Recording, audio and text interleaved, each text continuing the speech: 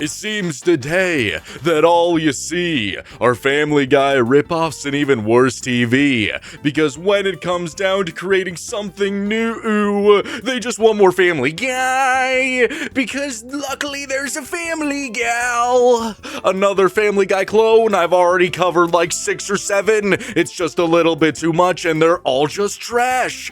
Today is all about Family Gal. God, you're probably shaking and crying from that wondrous, beautiful performance. But yes, today we're taking a look at Family Gal. You're probably thinking, what is that? Well, I've never heard of such a thing. Is it perhaps the opposite of Family Guy? In some ways, I genuinely haven't seen much from this show, but it genuinely looks like Gooner bait. And what do I mean by that? Like, genuinely, if a 14-year-old was going to try to animate something that they could crank their hog to, this is exactly what that looks like. It's not like they're showing a lot of flesh, but it looks like it was made in one of the shittiest animation programs you could ever make, so it can make a 2D Flash game. Like, if anybody knows that game where you have to be a douche and you have to gain muscle and go around being a douche in the gym, that is literally what this show looks like. It only has 3 episodes. They failed miserably and they were like, wipe it from the internet. But thankfully, YouTube is a great archive for things and I have all 3 episodes. I'm going to be checking them out and seeing why this show was canceled so quickly and if it was truly that awful. And if you like content just like this, please make sure to like and subscribe. I upload almost every single day and you don't want to miss it. If the content here on YouTube just isn't enough, I have bonus content on Patreon, link in the description. And if you want a place where you can talk about your favorite games, movies, and shows with like-minded people, my Discord will also be in the description. Now let's finally take a look at Family Gal.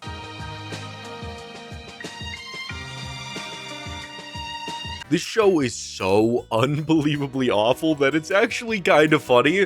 Objectively, I just can't imagine anybody watching any single episode of this. I wonder if it even actually got to air on television, because somebody just had to be watching this, a big producer, somebody with a lot of money, unless it was all a money laundering scheme, just sitting there in his chair ooh, I can't wait to see what you've been working on, you beautiful director. Oh, show it to me right now. Ooh, and then just their face slowly drops in horror and disgust as they watch what they produced, because genuinely, this could have been made by a group of 8-year-olds and I would not be surprised, even remotely. It's just that awful. Taking a look at the very first episode, Birthday Party. Oh man, this animation genuinely looks so weird. They put this big emphasis on the characters walking places, and we get to meet one of our main characters named Miranda. She's basically just this giant walking fridge lady. They genuinely gave her the personality of a fridge, and I will get into what that means more later, but just know that she is literally a fridge. So she's hanging out at the beach, her kids are playing, they're having a great time, they're surfing it up, and they always put this odd emphasis on showcasing the bodies walking, even though objectively I'm just looking at 2 big piles of meat, meaty flesh walking around, because none of it is cohesive. When they walk, it's like if I was walking at you like this, you know? And all my flesh was just dangling outwards. That's how they walk, and it kind of bothers me in a lot of odd ways. I don't really know why they have to do that, but it's just a little bit odd. So her kids are surfing and they end up hitting the sand, and they also like to add really weird sound effects. The kids hit sand and it would just be more like a thump, but they hit the sand and you just get a noise what the fuck? Why'd they make those noise? Unless one of them splooged in his pants from hitting the sand in pure excitement. I don't know. It was just a little bit odd. So then we get introduced to our other character. I don't remember her name. We'll just call her Big Bertha. So of course we get another sequence where Big Bertha is walking on the beach. She's walking with passion, with power in her yellow sundress. She's walking, she's all big, and she's mustering over there, and she ends up getting in front of Miranda.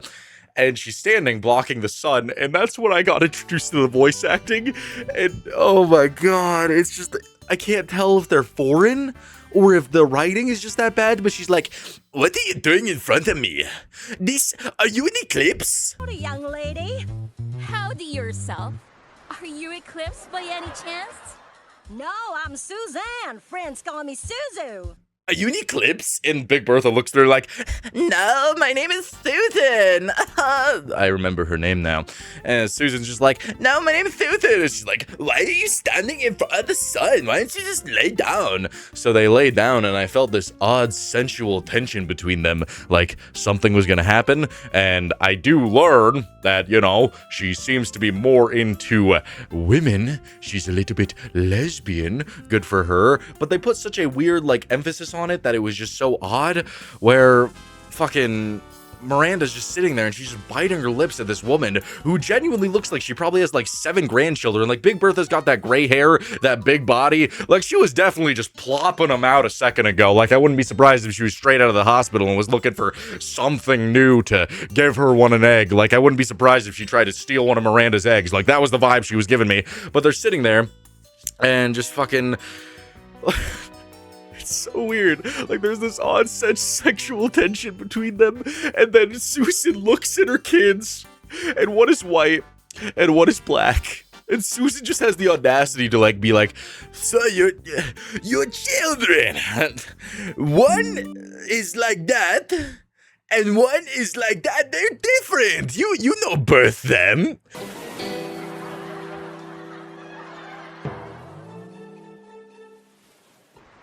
Yeah, but they're different. You birth both of them? You birth them? And Miranda gets very offended and is like, yeah, I birthed both of them. I don't need no man. Even though I used a man to help me birth, I don't need no man. Don't talk about men. I don't want man. No. Starts geeking about it a little bit, which was... I guess valid because she mentions that she got cheated on, but they go about it really weird, and then they look at each other, and Big Bertha starts applying sunscreen all over her body, and I thought they were just going to start doing the nasty right there. Thankfully, they didn't, but I guarantee you there was one Reddit mod watching this come on, Family Gal, I need to see that 2D Flash push, please! Just praying for it, because I can't imagine any other fan of this show than a Reddit moderator. But that's just what I'm that's just what I'm thinking a little bit. So they eventually go back to the house, and that is when we get into Miranda's fridge tendencies. She is very much like a fridge. And what do I mean by a fridge? Well, let's say you're out and about, and I'm only going to focus on a polite gentleman here, but a polite gentleman walks up to you because, how else are you supposed to meet people unless you want to go on a social media app like a little beta bitch to try to meet somebody? You're going to walk up to a person, you're going to say, hey, I like your hair, those are some nice shoes. You think I could get your number? And then just this colossal 900-pound thing walks over oh, she's not gonna be talking to you. Get out of here. That is basically what Miranda is like. She is a fridge, and she walks in, sees her brother, kissing a girl, and that's his business. He's an adult. He can do as he pleases, to say the least. And Miranda just immediately rats out the fact that, hey, you've dated other women before. There's been other women here. Who is this? I know that you were with another piece of trash the other night. So the woman obviously gets a little bit offended by this and beats him with a drumstick. And then we get some more of that thorough and beautiful sound design in which the little kids run up and they kick the brother in the balls, and it's like the Taco Bell bell ringing noise. You scum, you! What is the budget for this show? What's going on? I don't understand why they felt the need to do that. The things that they find funny is just so odd. So she then goes upstairs and finds her sister with a man and is immediately like, no, get out of here. My sister will not be participating in this. Get out. Leave. And then they have a very weird conversation about how the sister is apparently all for it. She wants to be with the dirtbag because she's using the dirtbag, which is also a very weird conversation, to say the least. I don't know what's going on? She mentions how she trapped him in this, which doesn't necessarily correlate with what's going on next, because it then showcases the sister at the gym, and they put emphasis on the 3 B's. Boobs, belly, and butt, which was a very weird thing, especially with this Gooner bait animation and this big fat man walking over and just talking about this girl's body. It made me feel very uncomfortable. I genuinely thought he was going to get down and start licking in between her toes or something. But either way, he's talking about the 3 B's. He slaps her butt. He's talking about her, and he's like, I'll get you there. I can help you with any workout, kitten. I can help you with any workout, kitten. You understand that a man is lonely. A man just needs a little help, and I could give you that help. Belly and buttocks. These 3 B's are the ladies' best assets. Like, he gives you that vibe, and apparently this is Miranda's ex-husband. And the sister, she accidentally reveals that they're throwing a birthday party for their children, and the father wasn't invited. So he obviously gets very angry, very upset. He wants to be invited to his own kid's birthday party, because what the F? I wouldn't want this guy anywhere near my children. I mean, if he just walks up to a woman and just starts talking about the 3 B's, then, I don't know, he clearly has some kind of problem. So that was a little bit weird. So we then cut to the actual birthday party, and they're having a great time. And then the kids start arguing about who's going to blow out the candles. And these 2 random guys who aren't even the parents, they start saying, my kid's going to blow the candles, my kid's going to blow out the candles. But they're both Miranda's kids, so why wouldn't Miranda decide that? Which was weird. I don't really care very much, but they can't really decide who's going to blow the candles. And then that bitch earlier who hit the brother with the drumstick because the brother was talking to other girls, she's there making out with him, and she turns around. And this is the thrilling, unbelievable comedy that you could expect from the show. She turns around and she's like, blow job? I can give such a good blow job. And that goes on for a very long time, where she just keeps saying blow over again, over and over. And then they tell her that it's candles, and she's like, candles? Who would want to blow that? And she turns around and starts making out with the dude again. Blows better than me. I give the best blow job in town. I will blow. Who needs a blow job? And then the dad shows up, and this is supposed to be like the big climax of the episode. It's all been building to this, and they throw the cake at him, and that's the entire episode. And that was just one of the most thrilling experiences that I've ever had in my entire life.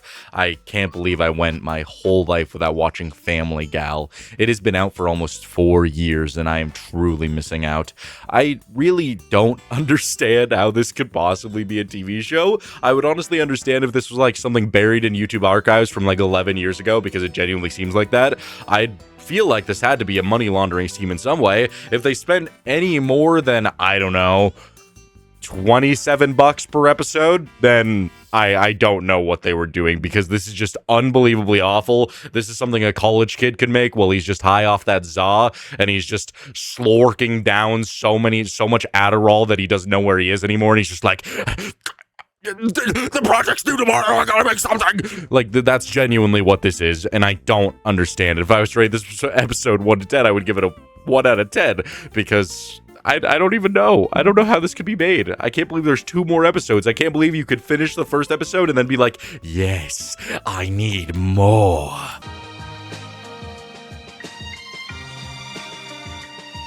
Taking a look at episode 2, we have the babysitter, and wow, does this episode just start off so much better. We cut to Miranda in a massage parlor, just getting nice deep tissue getting all up in there, and Susan is still trying to get all up inside of that vag. So she suggests that she should go out more often, that she should have fun more often, and we get one of the most impressive dialogues I've ever seen, literally some of the best comedy writing you could ever produce, where Miranda says, but the children, they will wreck the house, so I can't possibly go out, oh no. And Susan looks at her and says, boil the children. And Miranda says, what? As the laugh track intensifies greatly. Throw them into the boiling water. Huh? What? What did you say? Yep. And then Susan says, I meant babysitter. I'm just gonna beat my knee. That was so funny. And it's a knee slapper. God, I can't fathom that this is a show, bro.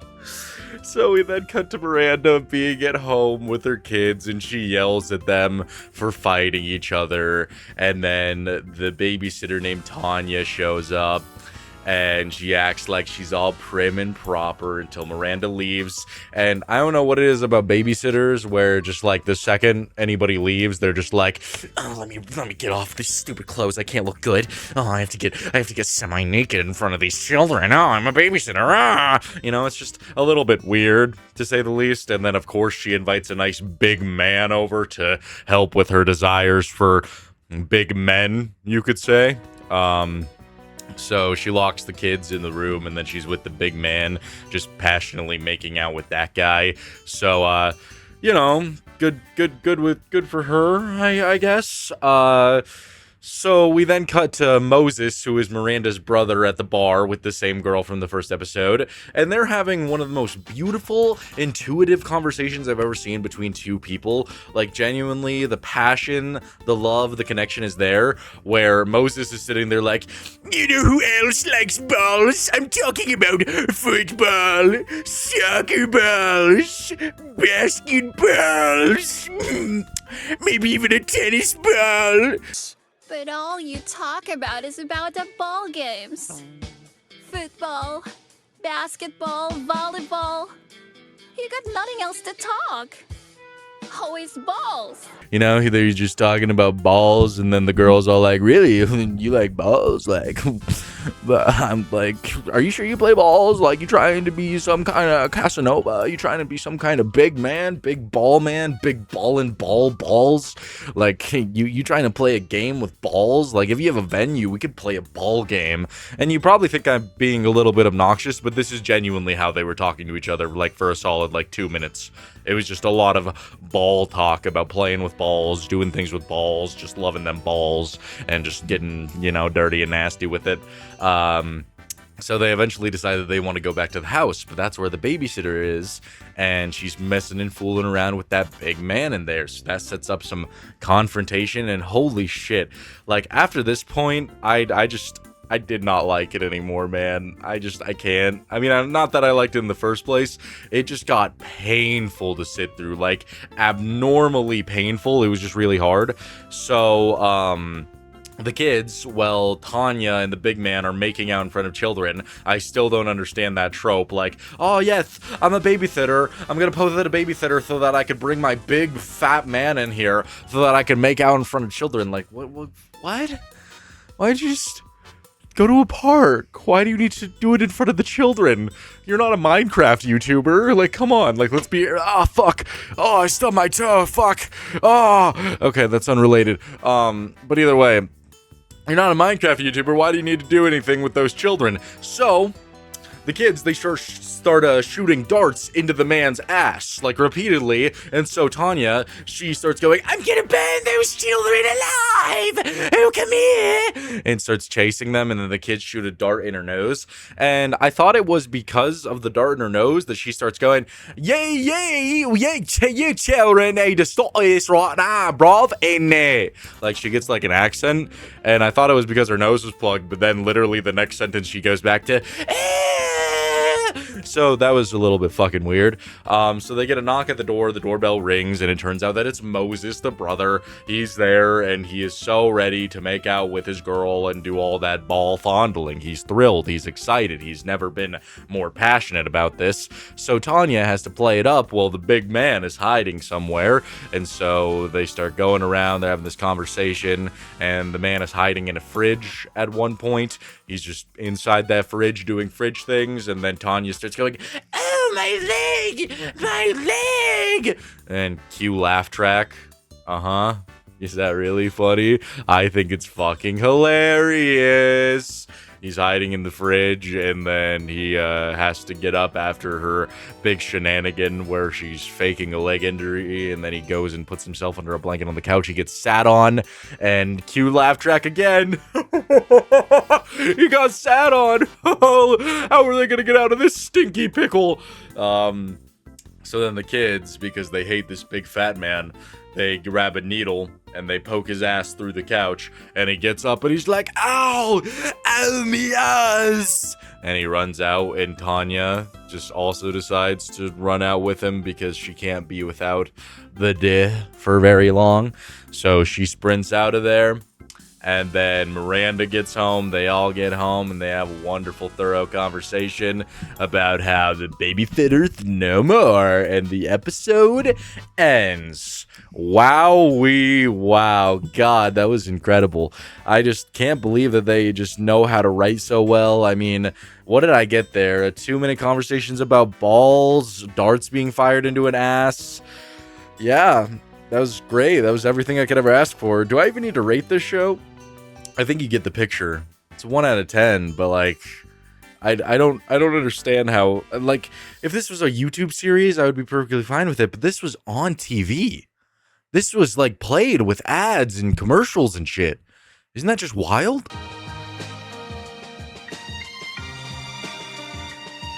Taking a look at the 3rd and final episode of Family Gal. Yes, it's been a long journey getting all the way to this finale, and the series has changed who I am as a person, but we're finally here with the episode Werewolf, and God, this episode is just 90% them talking about the stupidest shit ever, and 70% of that 90% talking is just this insanely drunk woman, and I don't like it at all. It all starts with Moses going to this bar, and he finds a drunk woman who just got cheated on. She's like, he cheated on me, he left me, I don't know what to do, I need to drink my sorrows away.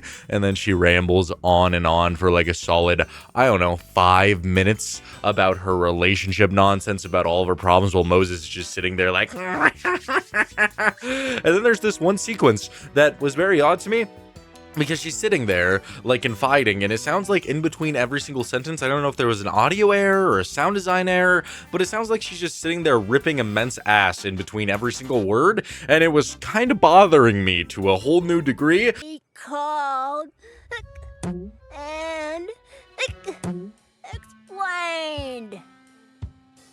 Like, not only do I have to sit there and listen to this woman be like, I drank the bottle, and that two-timing cheater, he left me sauced up, and oh, I just want my Mac back, oh please, I need my McDonald, I need his big hard dick. You know, I have to listen to that for a while, but also just in between every single sequence, it's either her burping or her farting, and I just don't really know why they had to do that. I don't know if that was necessarily the point, but eventually she's all like, I called him, and he told me to vamoose my caboose away, so far away, oh. Like, what the fuck are you talking about? Like, I don't understand why they feel the need to exemplify what's going on for so unbelievably long. Like, you could have gotten this whole picture done in like 30 seconds, but you need to explain how, oh, I miss his deer inside of my crevices, oh please, oh, I need to find this order of deer. You, Sir Moses, random man who just walked in and clearly has the intention of doing dirty, naughty things to me, oh, please give me the coitus, oh yes, I need the dirty, nasty deer. Like, I just don't understand it. So eventually, they leave the bar and they go back to the house, and she gets there, and I don't know what she was saying. She's just like, I need you to fuck me. I need it. I'm hurting inside, bleeding everywhere. Which, of course, is just going to be an obvious turn on to Moses, because who doesn't want to hear I'm bleeding everywhere inside? I mean, I know there's some people who probably drink up the blood rain because you're freaky AF and you are weird, but I wouldn't want to hear that. That would not be exciting. So Miranda opens the door, and she's immediately like, you chauvinistic pig, you buffoon, you just want to use her up. Oh, how dare you? How dare you? You know, just getting into her fridge personality, except now it's pretty, you know, a lot more reasonable, because this woman is very drunk. So go Miranda, you looking out for that girl. And she goes and takes off all of her clothes, and Miranda's into women's, so who knows what she did behind closed doors. Just throwing that out there. So Moses leaves because he can't get any of that sweet puss. So he goes back to the bar and finds the guy that was initially cheating on the girl that he first met. And he's sad because the girl that he cheated on her with is a little bit freaky, a little bit, animalistic to say the least. And so Moses, seeing the chance to go and get some of that good vag, he runs out into the forest with pure thrill in his eyes, pure excitement for what might come to him, and he dances with this random woman who turns into a werewolf, and then he runs away from the werewolf for a while, and that's the entire episode. I just don't understand how this was made. I feel like I've said that at the end of every single episode I watch. It's just unbelievable that this was made. It's the most, shit story you could ever tell. Like, they genuinely spent 4 minutes just having this girl just drunk talk, and then another 4 minutes having Miranda try to take care of her and just calling Moses names, and then just having Moses be chased by a werewolf. It's the most uncohesive story I've ever heard. It's shit animation, shit voice acting. I just can't believe that this is even a thing. This is just, it's so stupid.